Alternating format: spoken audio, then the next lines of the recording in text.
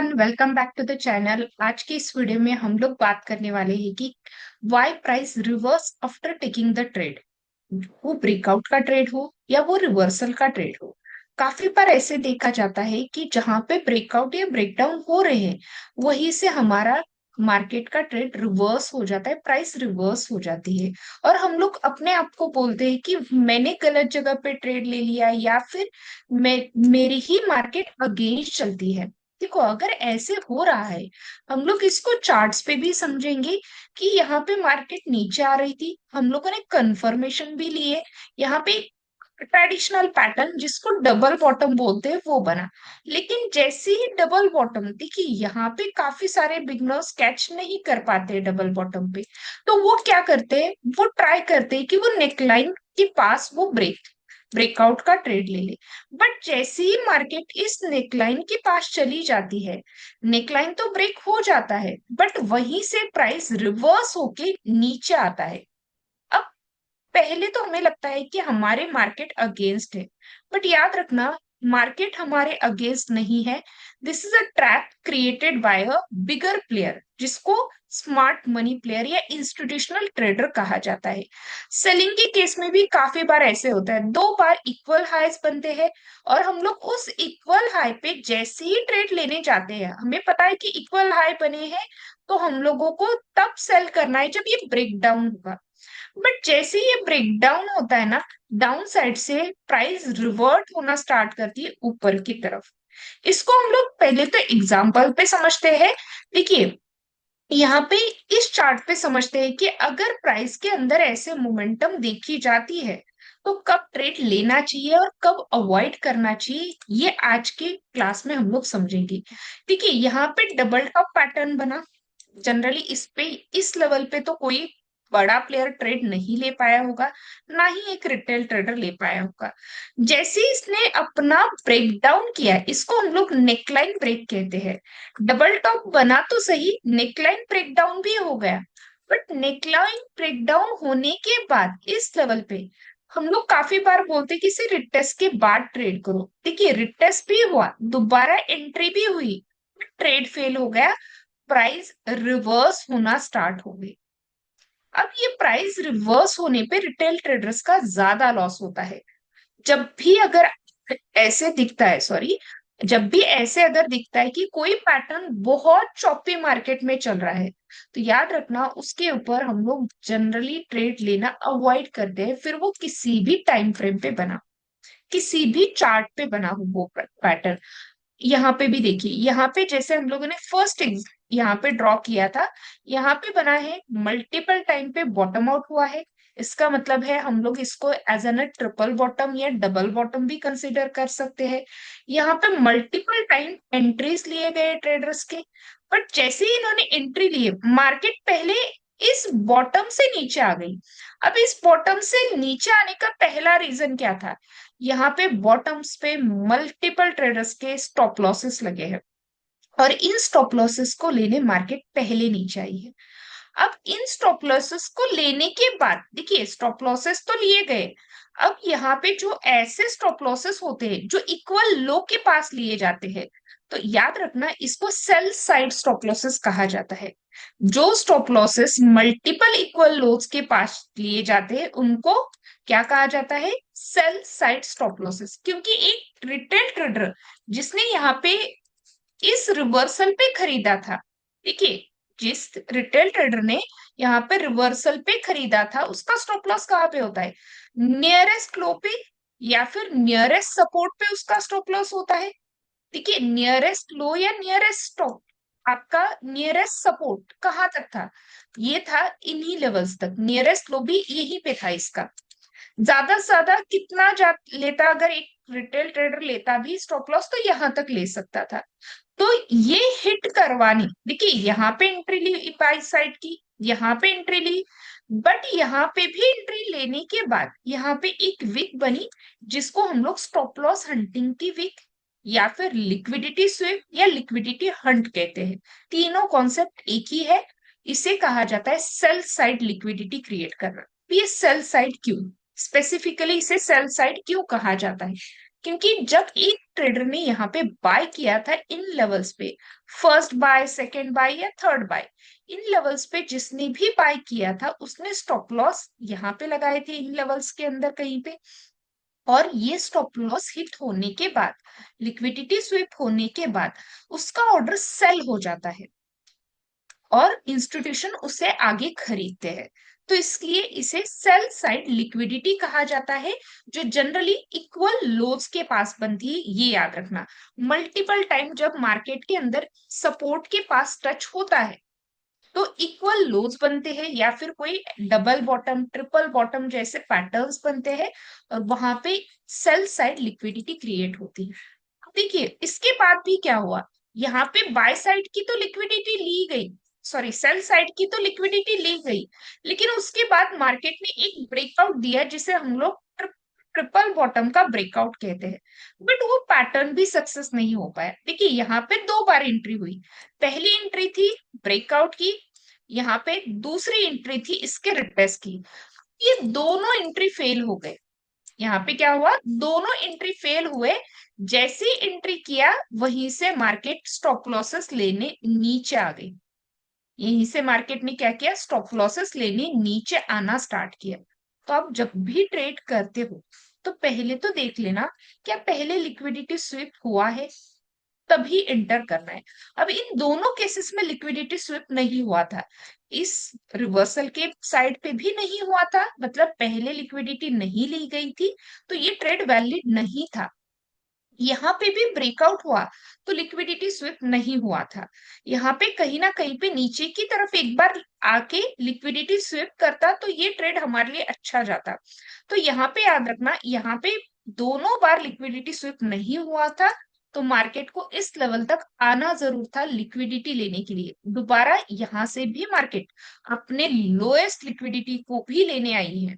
तो ये चीजें याद रखना, जहां पे स्टॉप लॉसेस है उस लेवल को लिक्विडिटी कहा जाता है और वहीं से प्राइस रिवर्स होती है। और ये जनरली किया जाता है इक्वल लोज या इक्वल हाइज के पैटर्न्स पे।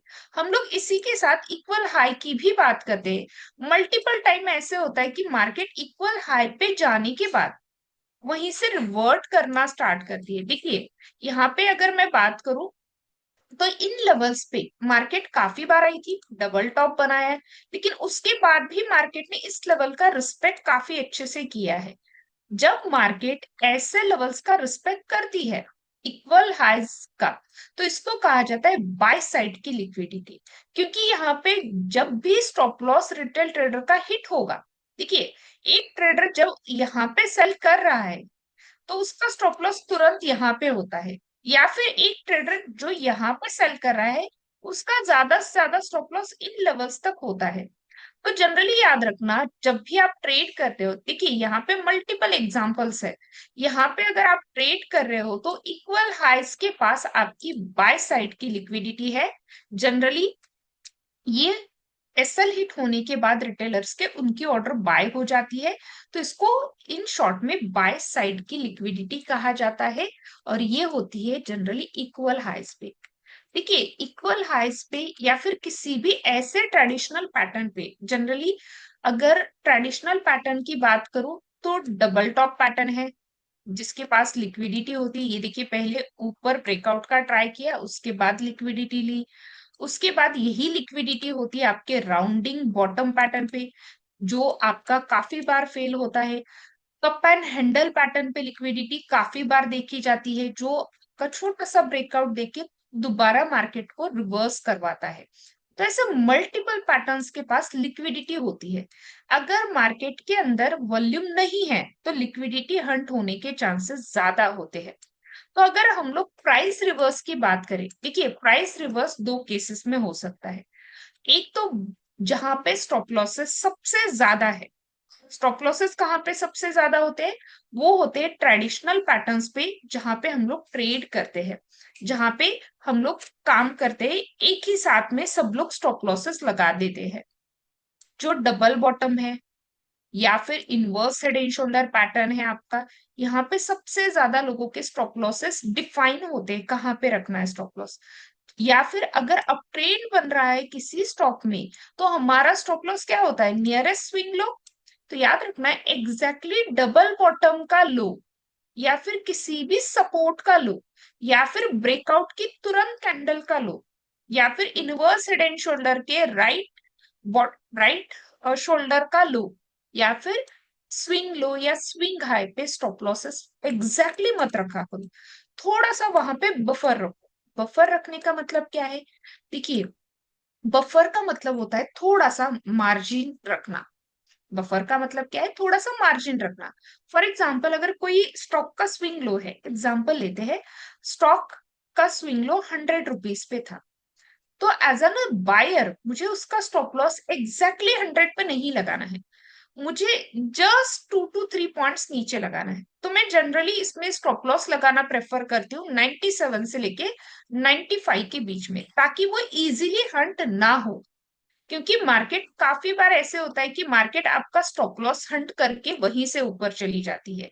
अगर मैं रिसेंटली भी बात करूं तो अभी के मार्केट में आपने निफ्टी और बैंक निफ्टी के 5 मिनट चार्ट्स पे ये मल्टीपल टाइम देखा होगा कि मार्केट हमारा पहले स्टॉप लॉस लेती है और हमारी ही डायरेक्शन में, उसी डायरेक्शन में मार्केट और ऊपर चली जाती है।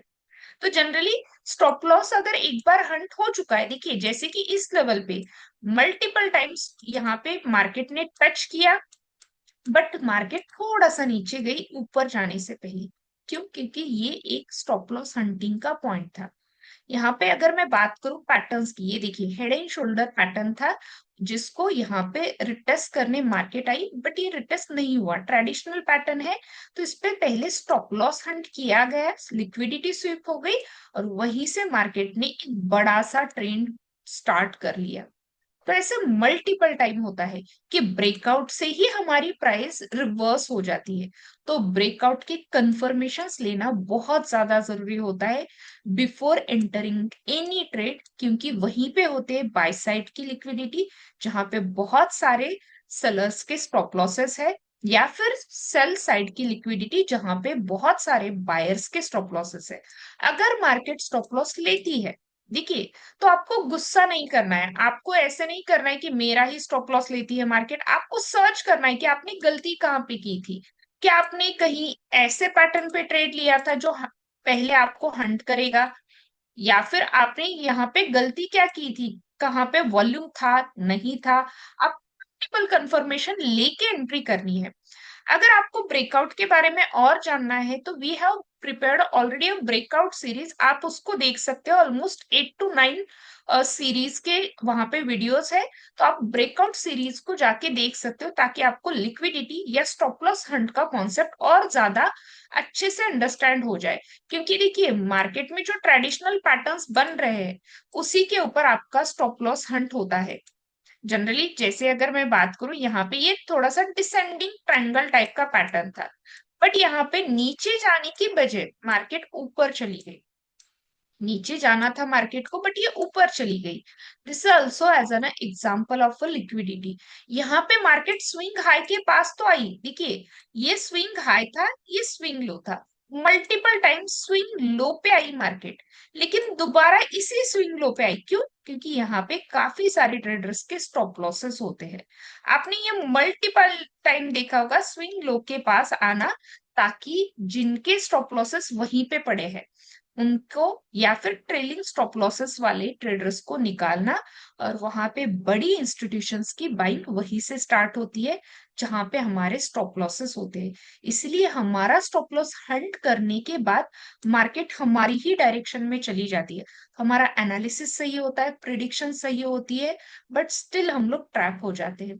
तो अगर आप चाहते हो तो स्टॉप लॉस हंटिंग या लिक्विडिटी के ऊपर हम लोग एक सीरीज बनाए, तो आप मुझे कमेंट में बताना।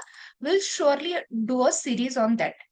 होप कि ये वीडियो आपको अच्छा लगा हो। और अगर आप चाहते हो कि इसको डिटेल में पढ़े, तो आज का और कल यस्टरडे सेशन का आप निफ्टी और बैंक निफ्टी का 5 मिनट चार्ट देख लेना। आपको उसमें काफी सारे अपडेट्स मिलेंगे, काफी सारे लिक्विडिटी हंट्स दिखेंगे, जिसपे आप यहाँ पे प्रैक्टिस कर सकते हो। होप कि ये वीडियो अच्छी लगी हो। Thank you everyone.